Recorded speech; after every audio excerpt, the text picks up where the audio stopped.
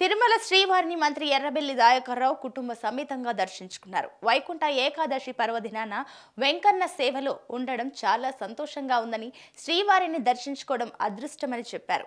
అలాగే ప్రజలందరూ బాగుండాలని ఆ భగవంతుణ్ణి కోరుకున్నట్లు తెలిపారు. శ్రీవారి ఆశీర్వాదం, అనుగ్రహంతో మరెన్నో ప్రజోపయోగ పనులను చేస్తామని చెప్పారు.